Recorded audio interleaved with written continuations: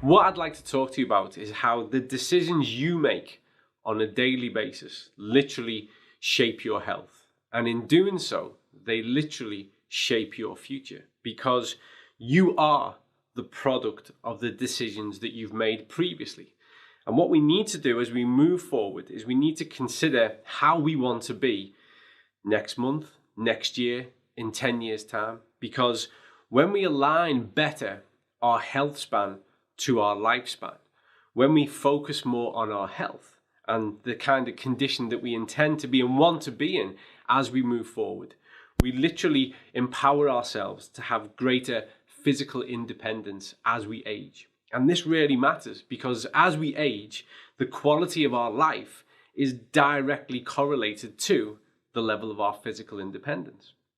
And so what we want to be is the most robust, intact, engaging version of ourselves on a daily basis, so that we can live meaningfully and we can live well for as long as possible. But before we do that, before we head down that road, what I want to do is lift the lid, and I want to have a look beneath the surface and show you really what you truly are and how magnificent that truly is. So we share a lot in common with the universe around us. And in fact, here we have some images that show that when we start to look beneath the surface at those brain cells, at our DNA, at the way our eye not only looks but functions, and we see how that correlates to some of the images we've taken from the deepest aspects of space. What people fail to appreciate on a daily basis, and part of this is our fault as researchers and scientists in how we convey messages, is just how aligned we are with the universe around us and how we are an expression of that universe. And that's important to note. One, we should never take life for granted, because it truly is a miracle. But secondly, because we are complex, superbly complex. You will never own a piece of equipment, of technology, that is as advanced as you are. What happens beneath the surface is truly magical. And in fact, another truth be told is that we're still figuring that stuff out. We've come a long way. Our scientific understanding has told us so much about the way that the body functions and performs, but there is still more to know. But I go back to that notion that part of the responsibility in making people aware of just how incredible they are comes back to us, because all too often, when we start to describe anatomical factors to people, we use images like this. So for instance, here we have the brain, which again, any person who specializes in research around the brain, around mind, around consciousness and cognitive performance will confidently state that we know far less than we actually do know. This is a huge area of mystery, and we are probably only at the doorstep of figuring this stuff out. But when we talk about it, we typically show images like this. And it's very one-dimensional, it's very flat, and it shows some of the geography of what happens within that space. But the reality is, when we look at the left, this is an actual picture of what's going on, the electrical activity. And again, to the right, we see one of the furthest images that the Hubble telescope has captured into deep, deep space. And we see this alignment. We see just how much we reflect the universe around us. So when we look up, when we gaze upon the stars with wonder, quite rightly so, we should also take a moment to reflect and introspect, because we are every bit as wondrous as what we see above us. It's contained within us. That's really important to note, because all too often we take an approach about the things that we do and the decisions we make, particularly when it comes to our nutrition, and then again our activity and our exercise behavior, that kind of takes these broad steps across and looks at things far too simply. There is so much going on. There's a lot that we need to address and get right. And because there is a lot that we need to get right, it's really easy, even with the best of intentions, to fall short, or even, in the worst instance, to get things wrong. So we have to consider this when we consider some of the language that we use, when we look at our consideration of cellular balance, of ratios. And again, we talk a lot about cells, and how to create the healthy cell. We talk about cell membrane permeability. We talk about the integrity of the cell. We talk a lot about that 6:3 omega ratio. And often we use pictures like this when we're doing so. And on the right, we've got something that again is flat and shows something of the process that is taking place within that cell. But the reality is far more involved and far more complex. And when we understand that, I think that's the moment that we realize we really do have a duty of care to consider what it is that we're influencing when we make these decisions. Here's a better image. This is now starting to show you really the reality of what a cell looks like. And if we consider this for a moment, it looks far more like a cross-section of a planet. When we see those outer crusts and those layers, and we see all that activity that's going on within there and all these key component parts. It's not flat. It's not something that we can just take a surface glance at. There's so much happening beneath the surface. In fact, so when we look at this, and this is a detailed illustration of the cell, and this was gathered from multiple layers of complex information derived from NMR, when we're looking at things like MRI scanning technology that really zones us in to a much closer level. And what we can see here is a landscape of activity. And this landscape of activity is what we're actually trying to influence. It's what we're actually trying to sustain and support when we engage with our nutritional practices. This image has far more in common with this, which is a bird's eye view of New York City. It is an advanced infrastructure that relies wholly on effective communication, diversity, and balance. It requires everything to be in its place. It requires that continued interaction. If a piece is missing, then something goes wrong. That's just simple fact. If consistently there isn't enough of what we need in place, and if we consider New York City for a moment, if there weren't enough taxis to take all those people to all those places they need to be, then the system would work less effectively. The system would start to break down. And that's what we need to consider, because this is very similar to what is happening inside of us. We have this really advanced ecosystem that relies on the exact same components as the ecosystems we've invented, that we rely on in our day-to-day lives. And if there are parts missing, or if there is an insufficient amount of certain parts, then the system starts to come under strain. The system starts to break down. This is a flat representation, I guess, of some of how that system works. And this is in a viral condition. This is an insight to our immune response when there is a virus present. And we don't need to dwell on that. What we need to focus on are the component parts of this, where we can see those vitamins and the key role they play within that communication, within that ecosystem. If there are insufficient amounts available, then the system won't work well. If we are deficient, if they are not there at all, then the system is compromised from the start.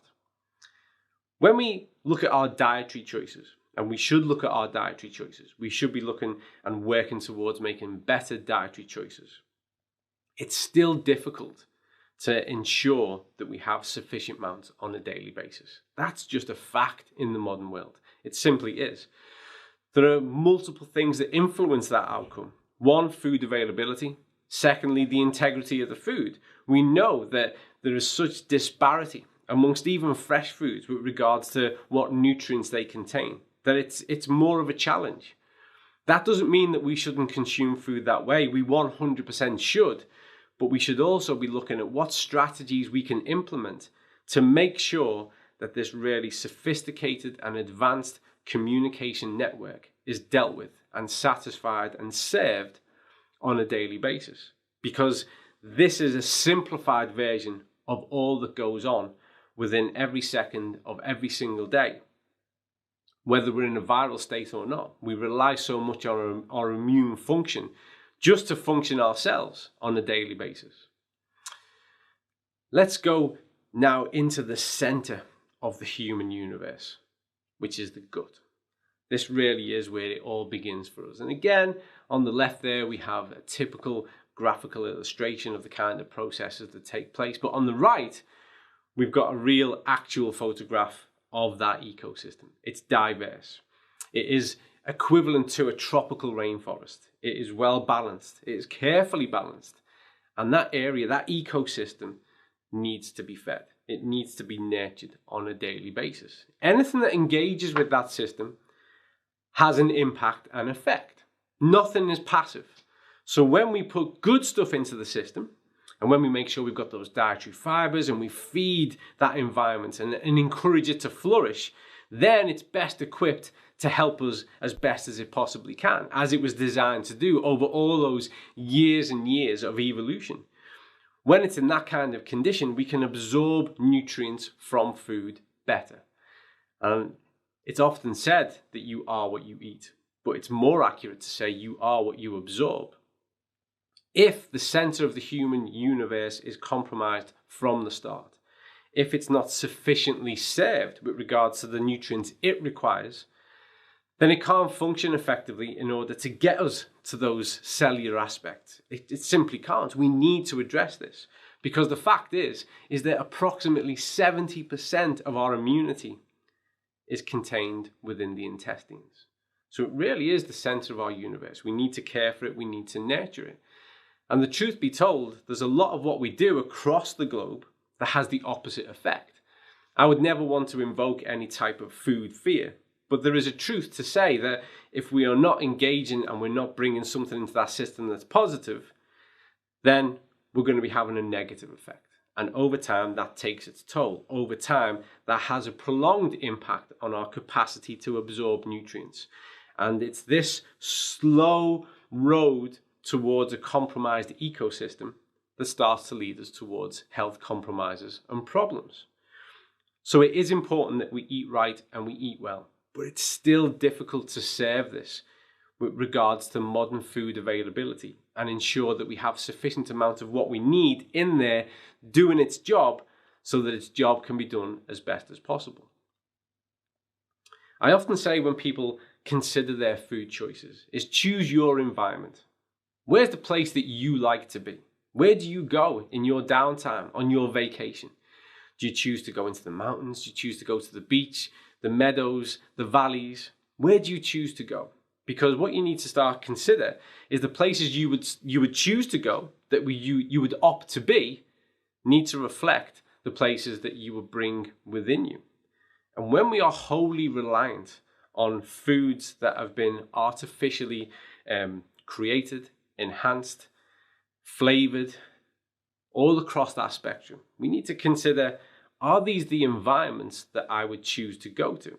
Because what you need to do is let those environments be within you and start to make a more intelligent, informed choice about your food orientation, about where it's derived from, what's been the process of taking it from where it was into what appears on your plate. We do need to be more conscious about this. We need to be more actively conscious and proactive about those choices, because over time, we reflect what we do. We are the outcome of all those decisions we make. And we know that food is powerful. Our choice of diet influences psychologically as well as physically. It literally shapes how we think.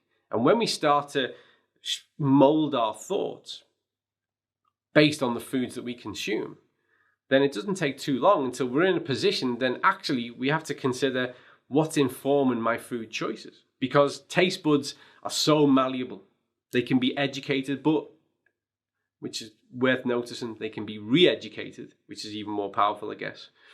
But we start to become influenced not only on a physiological level and a pathophysiological level, but we start to be really influenced on a psychological level. And then we end up in this spiral of thoughts that affect behavior and behavior that affect thoughts. And we know that there is published data that paints a far grimmer picture than this. We know now, and this is a publication from The Lancet, we know now that the quality of food that we eat, the types of food orientation that we have, literally impact upon not only our life expectancy, but also all-cause mortality. So it's powerful. The choices we make, from spoon to mouth, from fork to mouth, from each slice of the food that we eat, should be informed. Of course, there is room for those kind of treat behaviors, but we need to strike a better balance. Because right now, the real global food pyramid looks like this, whereas 60% of all foods we consume come from ultra-processed sources. And actually, we can add on top of that an average of another 15 to 20% from other types of processing food. And what makes up the smallest amount, less than 20% more often, are those better choices. And we need to flip that. We need to get that back so that 80% of what we do, what we consume, is the really good stuff that is working with us and for us and enhancing those complex systems and not working against us. And then we can, without any guilt, without any remorse, and without any concern, enjoy that 20% of treat, because life is a wonder and it's an incredible ride, and we should enjoy the journey. And food is a joy, but we just need to strike a better balance. We need to fall back in love with better foods, because we need to fix this, because we know the impact that the processed foods and the ultra processed foods has upon the system. They have everything in an abundance that we need to have less of. They're high in sugar, packed with those omega-6s, high in salt. We see a range of things that in reality, most of our messages are about how can we reduce these things down. It's very rare that I would talk as a nutritionist about eliminating anything from your diet. It's about having things on healthy terms so that you're in control and you're in command. And that's all about making informed food choices on a daily basis. And you should be working towards advancing your health status, not just on a daily basis, but with every meal and snack that you take on board.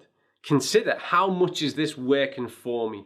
How much is this taking me forward into the quality of life and the standard of life I expect and deserved? Because you are unique and you should treat yourself as such.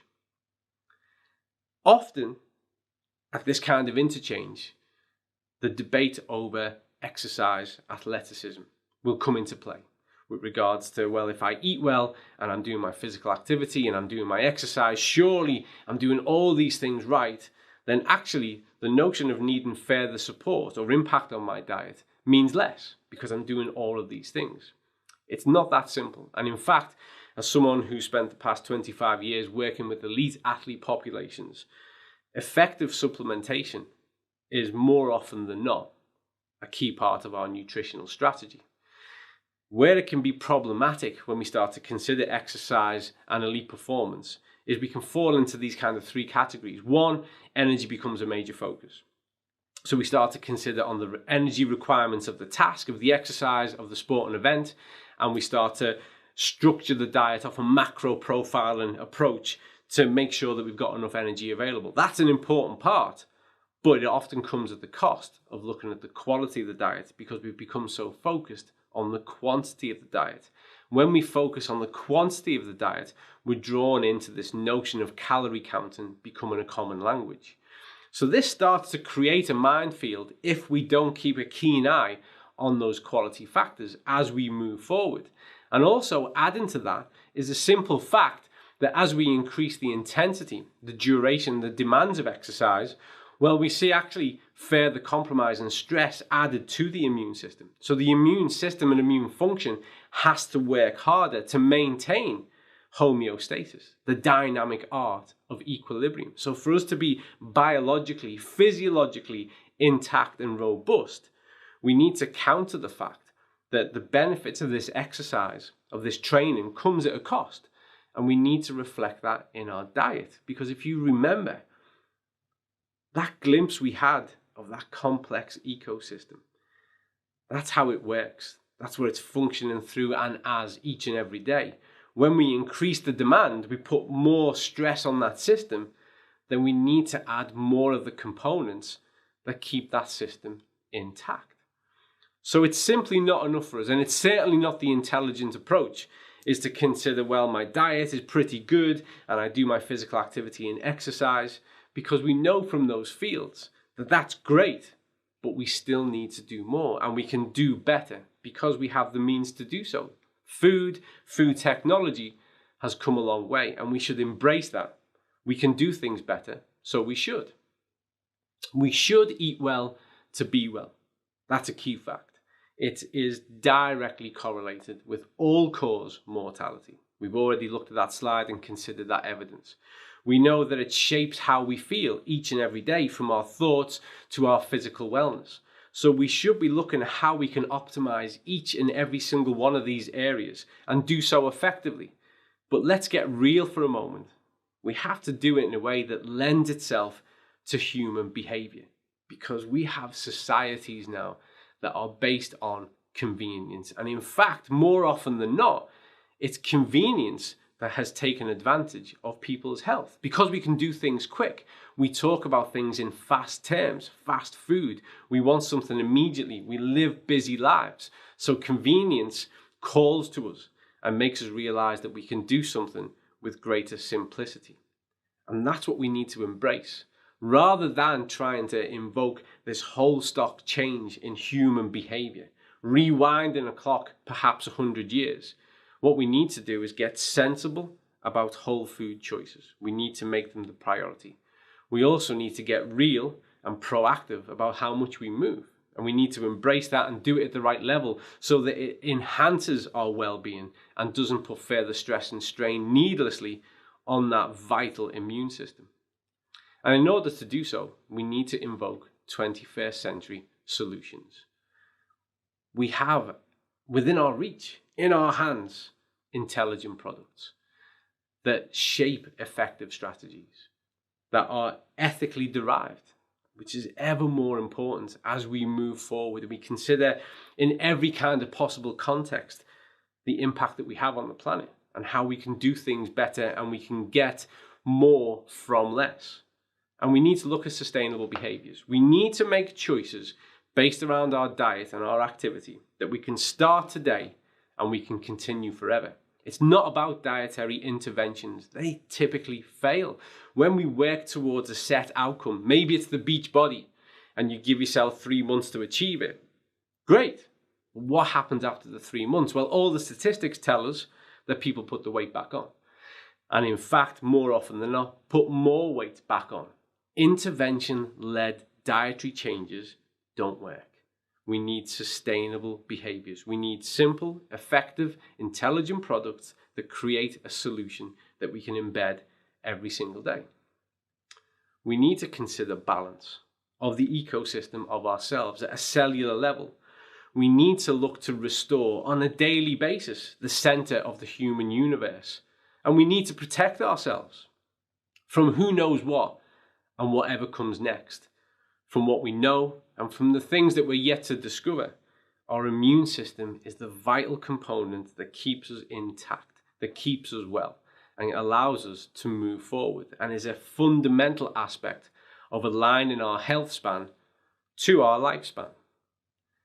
And remember, you are unique. This life is yours. You are a reflection of the universe. You should not accept anything less than the best for yourself and your loved ones as you move forward. Because for whatever else there is above and beyond this, we have this right now, and it's incredible. And the more we engage, the more we explore, the better we feel, the more we do, the more fulfilled, the more satisfied we are. Life is a miracle. Life is rare. Despite all these images from deep space, we can't see it anywhere else. So we should embrace it. We should set our personal standards high, and our dietary choices and our choices of supplementation and how we advance our health on a daily basis should reflect the value we put on ourselves and those around us.